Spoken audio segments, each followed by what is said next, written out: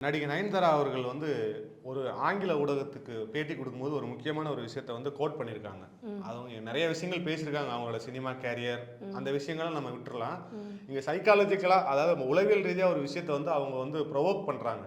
அதாவது ஒரு நியாயப்படுத்துகிற மாதிரி பேசுகிறாங்க. அதாவது என்னன்னா, அவங்க வந்து அவங்களோட லைஃப்பை பற்றி பேசும்போது ஏற்கனவே கல்யாணம் ஆன பிரபுதேவா அவர்களோட ரிலேஷன்ஷிப்ல இருந்ததை பத்தி பேசும்போது என்ன சொல்றாங்க அப்படின்னா, அதை நியாயப்படுத்துற மாதிரி அவங்க பேசியிருக்காங்க. அவங்க சொன்ன விஷயம் என்ன அப்படின்னா, அந்த காலத்துல அப்பெல்லாம் வந்து இண்டஸ்ட்ரியில வந்து ஒரு நடிகருக்கோ ஒரு பிரபலத்துக்கோ வந்து 2-3 மனைவி எல்லாம் இருப்பாங்க. அது ஒரு பெரிய விஷயமாவே தோணாது. அப்படித்தான் பிரபுதேவா வந்து என்னை ப்ரப்போஸ் பண்ணும்போது நானும் அவரை லவ் பண்ண ஆரம்பிச்சேன் அப்படிங்கிற மாதிரி சொல்லியிருக்காங்க. பட் இதுக்கு பிஹைண்ட் த சீன் வந்து அவங்க அந்த ரம்லத்துன்னு ஒரு பொண்ணை பிரபுதேவா அவர்கள் கல்யாணம் பண்ணி 3 பசங்க இருந்தாங்க. அது எதுவுமே அந்த பிஹைண்ட் த சீன்ல இருந்து வெளில வரல, இவங்களோட பார்வைக்கு வரல. இவங்க நியாயப்படுத்துறது என்ன அப்படின்னா, இண்டஸ்ட்ரியில எல்லாருக்குமே வந்து விஐபிக்கோ யாரா இருந்தாலுமே இண்டஸ்ட்ரியில வந்து 2-3 பொண்டாட்டி இருக்குது சகஜம். அப்படி நினைச்சுதான் நான் அவரை லவ் பண்ணேன், லைஃப்ல செட்டில் ஆகலான்னு யோசிச்சேன் அப்படிங்கிற மாதிரி சொல்லியிருக்காங்க. உங்களோட ஒப்பீனியன் சொல்லியிருக்காங்க. இண்டஸ்ட்ரியில வந்து சினிமா இண்டஸ்ட்ரியில இதெல்லாம் ரொம்ப சர்வசாதாரணம், அது மாதிரியே தானும் யோசிச்சேன் அப்படின்னு சொல்லியிருக்காங்க. இதை வந்து எப்படி பார்க்கலாம் அப்படின்னா, இது மாதிரி நிறைய பெண்கள் யோசிக்கிறாங்க. ஒரு ஆணை திருமணம் ஆன ஒரு ஆணை விரும்புகிறோம் அப்படின்னா, அவர் வந்து வெல்த்தியாக இருக்கார், நல்ல பணக்காரராக இருக்கார் அப்படின்னா, அவருக்கு ஒரு மனைவி இல்லாமல் இன்னொரு மனைவியும் மெயின்டைன் பண்ண முடியும், இன்னொரு குடும்பத்தையும் மெயின்டைன் பண்ண முடியும். இது சர்வசாதாரணம் தானே, இதில் என்ன இருக்குது அப்படின்னு இவங்க சொல்கிற ஸ்டேட்மெண்ட் மாதிரியே தான் நிறைய பெண்கள் திருமணம் ஆன ஆண்களை விரும்புகிறாங்க. ஆனால் எல்லாருக்குமே திருமணம் ஆகிறதும் இல்லை, அதே ஆண் அந்த பெண்ணை ரெண்டாவது திருமணம் பண்ணிக்கலான்னு குடும்பம் நடத்துறதும் இல்லை. இப்போ எப்படி நயன்தாரா ஏமாந்தாங்களோ அதே போல் பல பெண்களும் ஏமாறுறாங்க.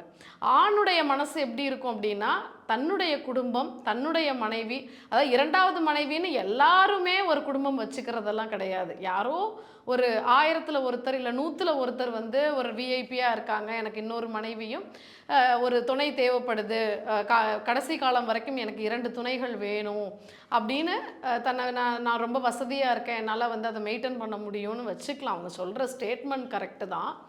ஆனால் அது வந்து நடைமுறைக்கு சாத்தியமான விஷயமா பார்த்தோம் அப்படின்னா, நிறைய பெண்கள் ஏமாந்து தான் போகிறாங்க.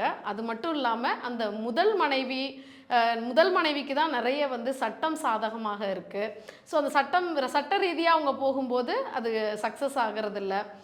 ஸோ முதல் மனைவி சம்மதிச்சாதான் இரண்டாவது திருமணமே அந்த ஆண் பண்ண முடியுது. கடைசியில் என்ன ஆகுறாங்க, பெண்கள் திருமணமான ஆண்களை காதலித்து திருமணம் செய்ய முடியும்லாம் அவங்களோட வாழ்ந்துட்டு திருமண வாழ்க்கைக்குள்ளே போக முடியாமல் நயன்தாரா மாதிரியே ஏமாந்து வெளியில் வந்தவங்க தான் நிறைய பேர். ஸோ நான் என்ன சொல்கிறேன்னா, ஒரு திருமண வாழ்க்கைன்றத அது ஏன் இன்னொரு வாழ்க்கையில் இருக்கிறவங்கள போய் நம்ம டிஸ்டர்ப் பண்ணிட்டு, அவங்க சம்மதிச்சா பரவாயில்ல.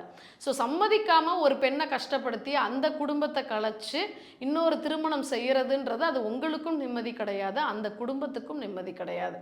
ஸோ நம்ம கல்ச்சரில் சொல்லக்கூடிய ஒருவனுக்கு ஒருத்தின்ற கான்செப்ட் வந்து யாரையுமே தொல்லப்படுத்தாமல் வாழ்கிறதுக்காக தான் சொல்லியிருக்காங்க. அதுதான் நிம்மதி கூட. அது அவங்களுடைய சம்மதத்தில் நடக்கும் பொழுது அந்த குடும்பமே சம்மதிக்குது இன்னொரு திருமணத்துக்குன்னா அதை பற்றி நம்ம பேச போகிறதே இல்லை.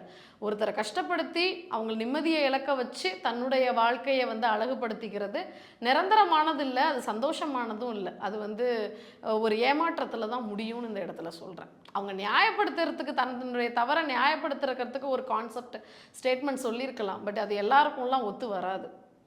இல்லை, இதில் இன்னொன்னா நீங்கள் சொல்றது படுத்தா அவங்க விரும்பினால் சம்மதிச்சால் அப்படிங்கிறத தாண்டி அவங்க ஏற்கனவே சொசைட்டியில் வந்து கல்யாணமாகி குடும்பம் குழந்தைன்னு ஒரு ரெஸ்பான்சிபிலிட்டாக இருக்காங்க இல்லையா.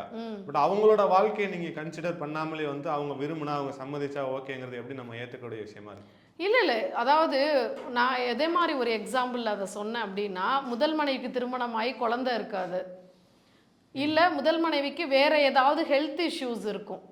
அப்போ முதல் மனைவியே என்ன பண்ணுவாங்க அப்படின்னா, தான் உயிரோடு இருக்கும்போதே தன்னுடைய கணவருக்கு இன்னொரு திருமணம் அவசியம்னு அவங்களே முடிவு பண்ணி சில இடங்களில் திருமணம் நடக்குது. அது மட்டும் இல்லாமல், இல்லை கணவர் விரும்புகிறாரு, அதில் எனக்கு ஒன்றும் பெருசாக ஆட்சேபணம் இல்லை, எனக்கு எதுவும் வருத்தமே கிடையாதுன்னு கூட இரண்டாவது திருமணம் தன்னுடைய கணவருக்கு தானே பண்ணி வைக்கக்கூடிய மனைவிகளும் இருக்காங்க. அது மாதிரி நடக்கிறத போயிட்டு நம்ம என்ன விவாதம் பண்ண முடியும்? அது அவங்களுடைய விருப்பத்தில் நடக்குதுன்றப்ப இதில் வந்து நம்ம பேசுகிறதுக்கு ஒன்றும் இல்லை. ஆனால் அந்த முதல் மனைவியை கஷ்டப்படுத்தி, அந்த குழந்தைகளை கஷ்டப்படுத்தி, அந்த வாழ்க்கையிலேருந்து இந்த வாழ்க்கைக்காக டிவோர்ஸ் வாங்கி உனக்கு எல்லாத்தையும் நான் பணத்தை தூக்கி போடுறேன், எல்லாத்தையும் தூக்கி போட்டுடுறேன், உனக்கு என்ன ஆகணும், உனக்கு வந்து வாழ்நாள் முழுக்க என்ன செலவுகளோ அதை நான் பண்ணுறேன், ஆனால் உன்கிட்ட நான் கணவனாக வாழ முடியாது, நான் அவளை விரும்புகிறேன், அவள் தான் எனக்கு வாழ்க்கைக்கு வேணும், என்னுடைய வாழ்க்கையை நான் என்னுடைய இளமையை நான் வாழணும், உன்கிட்ட வாழ்ந்தது எனக்கு பிடிச்சி போச்சு, பிடிக்கலை, இப்படின்ற வார்த்தைகள்லாம் சொல்லி வெளியில் வரக்கூடிய கணவர்கள் இருக்காங்க. அதை கொஞ்சம் கூட வந்து மனசாட்சி இல்லாமல் அந்த வாழ்க்கையை அபகரித்து கொள்ளக்கூடிய பெண்களும் இருக்காங்க. அதுதான் வேண்டான்னு சொல்கிறேன் நான். இல்ல இதுல எப்படி அப்படின்னா, இப்ப அவங்ககிட்ட அந்த கேட்கப்பட்ட கேள்வி என்ன அப்படின்னா, நீங்க வந்து சிம்புவை காதலிக்கும் போது அது எது ஒரு பெரிய பிரச்சனை ஆகல. ஏன்னா அவர் வந்து ஒரு பேச்சுலர். ஓகேவா? சிம்புவை நீங்க காதலிக்கும் போது அவர் ஒரு பேச்சுலர்ங்கிற பட்சத்துல உங்களுக்குள்ள மனக்கசப்பு ஏற்பட்டுச்சு, அதுல பிரிஞ்சிட்டீங்க, ஓகே. பட் பிரபுதேவா நீங்க வரும்போது அவர் ஒரு குடும்பத்தோட செட்டில் ஆகிருக்கிறார் இல்லையா? அந்த குடும்பத்துக்குள்ள நீங்க போய் குழப்பத்தை உண்டு பண்றீங்க. அவர் என்ன சொல்றாரு அப்படின்னா, நயன்தாரா வந்து என் குழந்தைகளை பார்க்க விடல, அதனாலதான் நான் வந்து நயன்தாரா விட்டு பிரிஞ்சேன்னு வந்து பிரபுதேவா கொடுத்த ஸ்டேட்மெண்ட் அப்போ. பட் இவங்க இப்ப கொடுக்குற ஸ்டேட்மெண்ட் என்ன அப்படின்னா, அது இயல்பான ஒரு விஷயம். ஒரு பிரபலமோ ஒரு சினிமா நடிகரோ யாரா இருந்தாலும் 2-3 மனைவி வச்சிருக்கிறது இயல்பான விஷயம் அப்படிங்கிறாங்க. பட் இதுல உண்மையான அவங்க சொல்லியிருக்க வேண்டிய விஷயம் என்ன அப்படின்னா, ஆமா அன்னைக்கு எனக்கு ஒரு ஆறுதல் தேவைப்பட்டது, அந்த ஆறுதல் பிரபுதேவா இருந்தாரு, அவர் கல்யாணம் ஆயிருக்கு, அவரோட மனைவிக்கு நாம துரோகம் பண்றோம், அந்த விஷயங்களை வந்து என்னால ஏத்துக்க முடியல, ஆனா நான் இதுக்கு நான் மன்னிப்பு கேட்டுக்கிட்டேன் அப்படின்னு சொன்னா ஓகே. பட் அந்த கள்ளக்காதலை நியாயப்படுத்துறது மாதிரி பேசுறதா இங்க சர்ச்சையா இருக்கு. கண்டிப்பா அதான் அவங்க ஸ்டேட்மெண்ட் வந்து அது எப்படி அதை சமாளிக்கலாம்.